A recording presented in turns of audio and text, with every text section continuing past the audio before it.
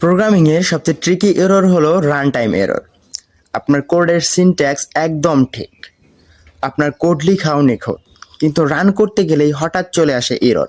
এটাই হলো run time error বা এক্সেপশন। কোডের সিনট্যাক্স চেক হয় রান করার আগে এবং রান টাইম এরর হয় ঠিক কোড রান করার সময়।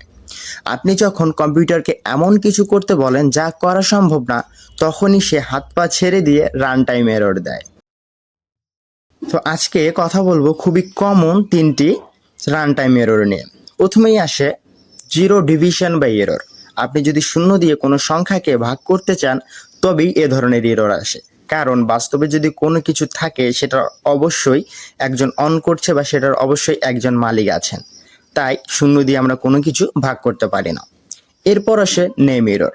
ধরেন আপনি অনেকগুলো ভেরিয়েবল নিলেন এবং সেগুলোকে কল করছেন, প্রিন্ট করছেন, আপনার কাজ এভাবে চলতে আছে, কিন্তু আপনি যদি কখনো এমন কোনো ভেরিয়েবল কল করেন যেটা কিনা আপনি তৈরিই করেননি, তখনই চলে আসবে name error.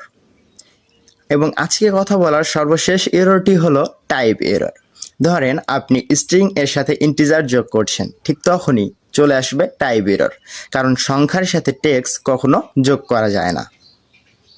Run time error থেকে বাঁচতে প্রোগ্রামাররা ট্রাই অ্যাকসেপ্ট ব্যবহার করে।